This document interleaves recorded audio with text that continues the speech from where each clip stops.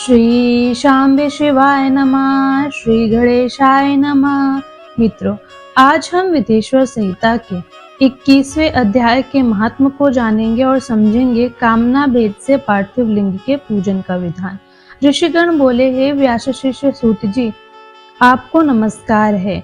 आपने अच्छी प्रकार से पार्थिव अर्चन की विधि बताई। अब साकाम पूजन में मनवांछित पदार्थ के अनुसार कितनी संख्या में पार्थिव लिंगों की पूजन की विधि है, हे दीनवत्सल, इसे कृपा कर बताइए। सूत जी बोले, हे ऋषियों, अब मैं कामना के अनुसार पार्थिव लिंगों की संख्या बताता हूँ। अधिक संख्या में अर्चन तो निश्चय ही फलदायी होता है। प्रथम आवाहन, तब प्रतिष्ठा, तदनंतर सभी लिंगों का पूजन अलग अलग करना चाहिए। लिंगों का आकार तो एक समान ही रखना चाहिए।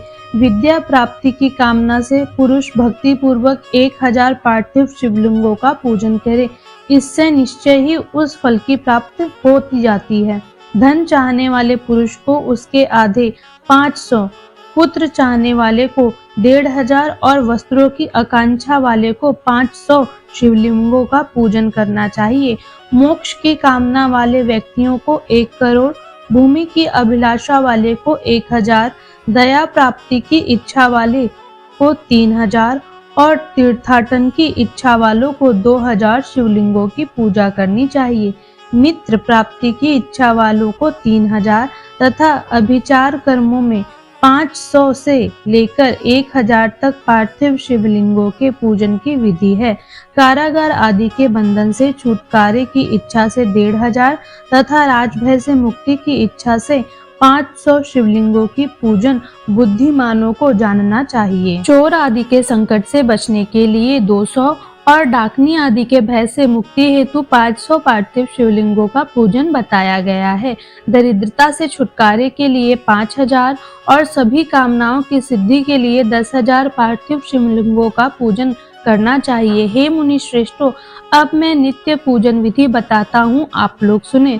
एक पार्थिव लिंग का नित्य पूजन पापों का नाश करने वाला है और 2 लिंगों का पूजन अर्थ की सिद्धि करने वाला बताया गया है। 3 लिंगों का पूजन सभी कामनाओं की सिद्धि का मुख्य हेतु कहा गया है। पूर्व में बताई गई संख्या विधि में भी उत्तरोत्तर संख्या अधिक फलदायिनी होती है। अन्य मुनियों के मत से संख्या का जो अनंतर है वह भी अब बताता हूँ। बुद्धिमान मनुष्य 10,000 पार्थिव शिवलिंगों का अर्चन करके महान राजभय से भी मुक्त होकर निर्भय हो जाता है। कारागार आदि से छूटने के लिए 10,000 लिंगों का अर्चन करना चाहिए और डाकनी आदि के भय से छूटने के लिए 7,000 लिंगार्चन करना चाहिए। पुत्रहीन पुरुष 55,000 लिंगार्चन करे। कन्या संतान की प्राप्ति 10,000 लिंगार्चन से हो जाती है। 10,000 लिंगार्चन से विष्णु आदि देवों के समान ऐश्वर्य प्राप्त हो जाता है। 10 लाख शिवलिंगों से लिंगार्चन करने से अतुल संपत्ति प्राप्त हो जाती है। जो मनुष्य पृथ्वी पर 1 करोड़ शिवलिंगों का अर्चन कर लेता है वह तो शिव रूप ही हो जाता है, इसमें संदेह नहीं करना चाहिए। पार्थिव पूजा करोड़ों यज्ञों का फल प्रदान करने वाली है, इसलिए साकाम भक्तों के लिए यह भोग और मोक्ष दोनों प्रदान करती है। जिस मनुष्य का समय रोज बिना लिंगार्चन के व्यतीत होता है, उस दुराचारी तथा दुष्टात्मा व्यक्ति की महान हानि होती है। एक ओर सारे दान, विविध व्रत, तीर्थ, नियम और यज्ञ हैं तथा उनके समकक्ष दूसरी ओर पार्थिव शिवलिंग का पूजन माना गया है। कलयुग में तो जैसा श्रेष्ठ लिंगार्चन दिखाई देता है वैसा अन्य कोई साधन नहीं है। यह समस्त शास्त्रों का निश्चित सिद्धांत है। शिवलिंग भोग और मोक्ष देने वाला तथा विविध आपदाओं का निवारण करने वाला है। इसका नित्य अर्चन करके मनुष्य शिव सायुज्य प्राप्त कर लेता है। ब्रह्मा, विष्णु आदि देवता, मुनिगण, यक्ष, राक्षस, गंधर्व, चारण, सिद्धजन, दैत्य, दानव, शेष आदि नाग, गरुण, पक्षी, प्रजापति, मनु, किन्नर और मानव समस्त अर्थ सिद्धि प्रदान करने वाले शिवलिंग की महान भक्ति के साथ पूजा करके अपने मन में स्थित उन समस्त अभिष्ट कामनाओं को प्राप्त कर चुके हैं। ब्राह्मण, क्षत्रिय, वैश्य, शूद्र अथवा विलोम शंकर कोई भी क्यों न हो, वह अपने अधिकार के अनुसार वैदिक अथवा तांत्रिक मंत्र से सदा आदर पूर्वक शिवलिंग की पूजा करे। हे ब्राह्मणों, अधिक कहने से क्या लाभ, शिवलिंग का पूजन करने में स्त्रियों का तथा अन्य सब लोगों का भी अधिकार है। इस प्रकार विधि पूर्वक भगवान शंकर का नैवेद्यांत पूजन करके उनकी त्रिभुवनमयी 8 मूर्तियों का भी वहीं पूजन करें। पृथ्वी, जल, अग्नि, वायु, आकाश, सूर्य, चंद्रमा तथा यजमान, ये भगवान शंकर की 8 मूर्तियां कही गई हैं।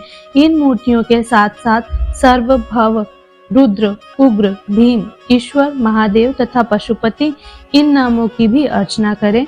तदनंतर चंदन, अक्षत और बिल्व पत्र लेकर वहां ईशान आदि के क्रम से भगवान शिव के परिवार का उत्तम भक्ति भाव से पूजन करें। ईशान, नंदी, चंड, महाकाल, भृंगी, वृष, स्कंद, कौरपीदेश्वर, सोम तथा शुक्र, ये 10 शिव के परिवार हैं जो क्रमशः ईशान आदि 10 दिशाओं में पूजनीय हैं। तत्पश्चात भगवान शिव के समक्ष वीरभद्र का और पीछे कीर्ति मुख का पूजन करके विधि पूर्वक 11 रुद्रों की पूजन करें। इसके बाद पंचाक्षर मंत्र का जाप करके शतरुद्रीय का पाठ तथा नाना प्रकार की स्तुतियां करके शिव पंचांग का पाठ करें। तत्पश्चात परिक्रमा और नमस्कार करके शिवलिंग का विसर्जन करें। इस प्रकार मैंने शिव पूजन की संपूर्ण विधि का आदर पूर्वक वर्णन किया। रात्रि में देव कार्य को तथा उत्तराभिमुख होकर ही करना चाहिए। इसी प्रकार शिव पूजन भी पवित्र भाव से सदा उत्तराभिमुख होकर ही करना चाहिए।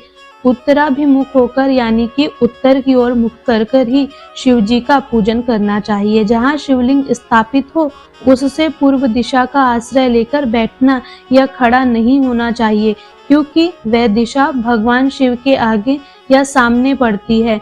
इष्ट देव का सामना रोकना ठीक नहीं है। शिवलिंग के उत्तर दिशा में भी ना बैठे, क्योंकि उधर भगवान शंकर का वामांग है।